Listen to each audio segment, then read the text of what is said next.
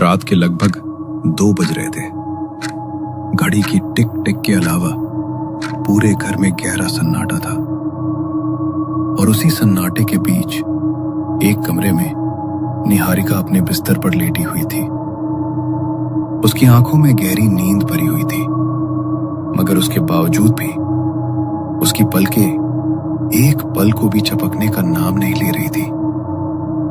उसे देखकर ऐसा लग रहा था जैसे तो वो नींद के लिए बहुत दिनों से तड़प रही हो।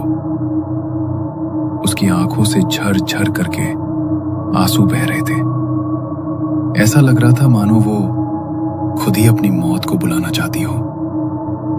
सूखे हुए होंठ और शरीर जैसे लकड़ी का ढांचा बन चुका था और शरीर का हर एक अंग बिल्कुल सफेद पड़ चुका था, जैसे तो किसी ने उसके शरीर से उसका सारा खून ही निकाल लिया हो। वो दबी हुई आवाज में कुछ कहने की कोशिश कर रही थी। बहुत प्यास लगी है, पानी चाहिए, पानी दे दो अनु। अनु। उसी कमरे में दूसरा बिस्तर लगाए एक और लड़की सो रही थी। निहारिका लगातार बहुत देर से उसे धीमे धीमे आवाज में पुकार रही थी और कुछ देर बाद निहारिका की आवाज से उसकी आंख खुली। उसने निहारिका की तरफ देखा और अचानक से उठ खड़ी हुई। माफ करना दीदी, मुझे आपकी आवाज सुनाई ही नहीं दी। मैं अभी आपको पानी पिलाती हूँ। अनु से टेबल पर रखे जग से गिलास में पानी डाला। उसने अपने हाथों के सहारे से बड़ी ही मुश्किल से निहारिका को बैठाया। निहारिका की हालत इतनी खराब थी कि वो खुद अपने हाथों से पानी भी नहीं पी पा रही थी, इसलिए अनु अपने हाथों से उसे पानी पिला रही थी। मगर निहारिका इतनी कमजोर हो चुकी थी कि गिलास का आधा पानी उसके होठों से गिरता हुआ उसके कपड़ों पर गिर रहा था। वो ठीक से पानी भी नहीं पी पाई और उसने गिलास से अपना मुंह पीछे की तरफ हटा लिया और अपनी आंखों से गिरते हुए आंसुओं को अपने हाथों से साफ करने लगी। न जाने किस गुनाह की सजा भुगत रही हूँ मैं। ऐसा क्या पाप किया था मैंने जो एक हंसती खेलती जिंदगी से मेरी जिंदगी ऐसी हो गई। इतनी लाचार हो गई हूँ कि अपने हाथों से तो क्या, किसी और के हाथों से भी ठीक से पानी तक नहीं पी सकती। ऐसी जिंदगी से तो अच्छा हो कि भगवान मुझे अपने पास ही बुला ले। कम से कम मुझे इस दर्द से तो छुटकारा मिलेगा। ऐसा मत कहो दीदी, भगवान करे कि आप जल्दी ठीक हो जाओ। अब आपकी ऐसी हालत मुझसे और नहीं देखी जाती। पापा कल दूसरे डॉक्टर को लेकर आएंगे, देखना इस बार आप बिल्कुल ठीक हो जाओगी। अनु ने निहारिका की आंखों के आंसुओं को साफ किया और उसे सहारा देते हुए बिस्तर पर लेटाया। वो उसके बिस्तर पर ही उसके पास बैठकर उसके सर को सहलाने लगी ताकि उसे नींद आ जाए, मगर उसकी आंखों को जैसे बंद होना मंजूर ही नहीं था। वो सोने की कोशिश करती तो उसकी आंखों में ऐसी चुभन होती जैसे कई सौ कांटों को कोई उसकी आंखों में चुभाने की कोशिश कर रहा हो। उसे सहलाते सहलाते अनु को नींद आ गई, मगर निहारिका तो न जाने कितनी रातों से नहीं सोई थी। सुबह हुई तो मिस्टर महेश एक डॉक्टर को घर लेकर आए। अब आप ही कुछ कीजिए डॉक्टर। अस्पताल में भी इसे बहुत बार एडमिट करा लिया, लेकिन जितनी बार इसे हॉस्पिटल लेकर गए उतनी बार इसकी तबीयत और ज्यादा खराब होती गई। ठीक है, मैं इनका ब्लड सैंपल ले जाता हूँ। ब्लड टेस्ट के बाद जो रिपोर्ट आएगी उसके बाद ही मैं कुछ बता सकता हूँ, मगर इनको देखने से तो इनकी हालत कुछ ज्यादा ही खराब लग रही है। मैं यहाँ पर नर्स को उनकी देखभाल के लिए छोड़ जाता हूँ। इमरजेंसी के लिए कोई प्रोफेशनल उनके साथ होना चाहिए। ठीक है डॉक्टर साहब, वैसे भी हमें निहारिका की देखभाल के लिए एक नर्स की जरूरत थी ही। Thank you so much. Doctor ने निहारिका की देखभाल के लिए एक नर्स को उसके पास रख दिया, मगर शाम को जब नर्स निहारिका को खाना खिला रही थी तो अचानक उसकी तबीयत खराब होने लगी। अनु जैसे ही कमरे में आई तो उसने देखा कि नर्स बेहोश होकर जमीन पर गिरी हुई है। उसने उसके चेहरे पर पानी छिड़का तो उसे होश आया। अनु ने उसे सहारा देकर बिस्तर पर बैठाया। आप ठीक तो हो ना सिस्टर? आप अचानक से बेहोश होकर कैसे गिर गई? पता नहीं, मैं तो बस इनको खाना खिला रही थी और अचानक मुझे लगा कि मेरे आसपास कोई अजीब सी परछाई घूम रही है। मेरा सर घूमने लगा और मैं कब बेहोश होकर गिर गई मुझे कुछ पता ही नहीं। क्या परछाई? कैसी परछाई? मुझे लगता है कि आपकी तबीयत सचमुच ही ठीक नहीं है। आज रात आप रहने दीजिए। आज रात को भी मैं ही दीदी के साथ सो जाऊंगी। आप अपने घर से किसी को बुला लीजिए, वो आपको आकर ले जाएंगे। ऐसी हालत में आपका अकेले जाना ठीक नहीं है। नर्स ने घबराते हुए अपने घर पर कॉल लगाई। उसका चेहरा देखकर ऐसा लग रहा था जैसे तो वो कुछ छुपा रही हो और बस जल्दी से वहां से निकल जाना चाहती हो। थोड़ी ही देर बाद उसका हस्बैंड वहां आया और उसे वहां से लेकर चला गया। आज अनु की तबीयत ठीक नहीं थी, इसलिए वो निहारिका के कमरे में नहीं सोई। रात के लगभग 1:30 बजे होंगे, तभी अनु के कानों में एक अजीब सी आवाज पड़ी, जैसे तो दबी हुई आवाज में कोई बड़े ही भयानक तरीके से मुस्कुरा रहा हो। वो आवाज इतनी भयानक थी कि अनु बुरी तरह डर गई। वो अचानक से हड़बड़ाकर उठी और उसने कमरे में इधर उधर झांक कर देखा, मगर उसे वहां कोई दिखाई नहीं दिया।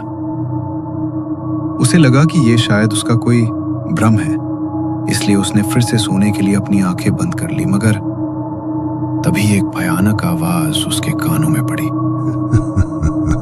आज रात मैं किसे मारूं, किसके रक्त का भोग स्वीकार करूं? डर के मारे अनु की सांसें तेज हो गई।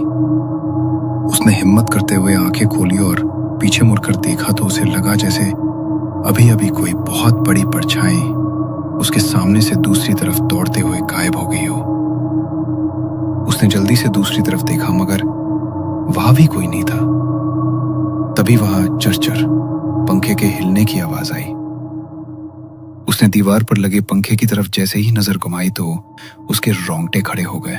पंखे पर एक भयानक आकृति, जिसके लंबे पैने नाखून थे और शरीर सुर्ख लाल रंग का था, पंखे पर बैठी हुई थी।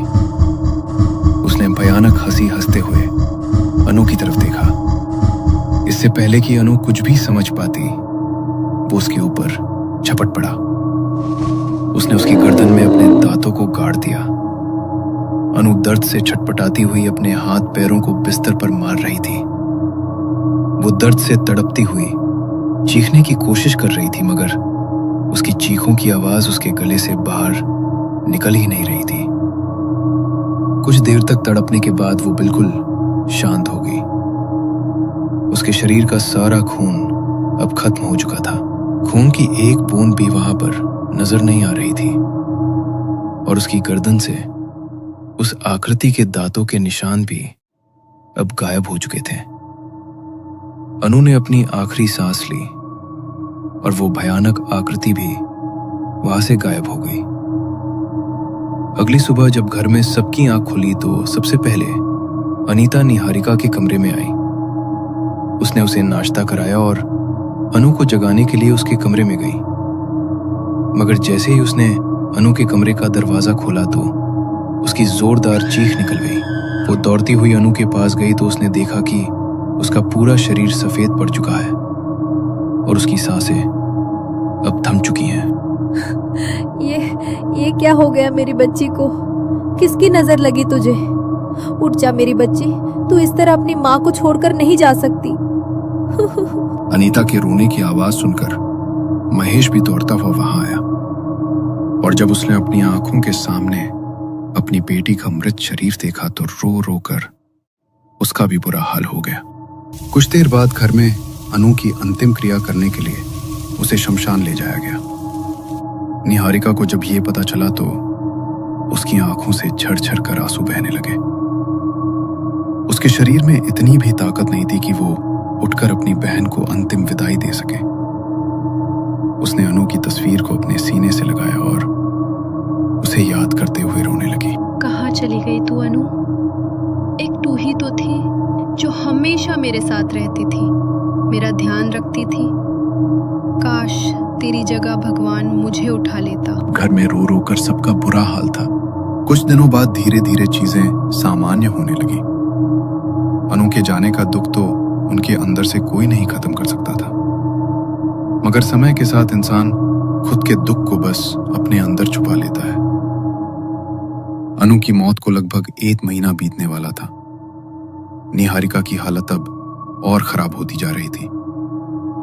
उसके शरीर को साफ करने के लिए अनीता ने उसे बिस्तर पर बैठाया, मगर उसने जैसे ही उसकी चादर की तरफ देखा तो डर के मारे उसका शरीर कांप उठा। निहारिका की कमर का मांस गलने लगा था और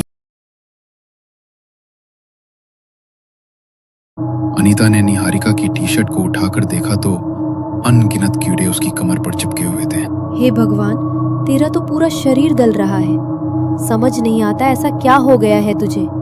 भला किसी का ऐसा हाल कैसे हो सकता है। ये कीड़े तेरे शरीर को खा रहे हैं। क्या तुझे दर्द नहीं होता?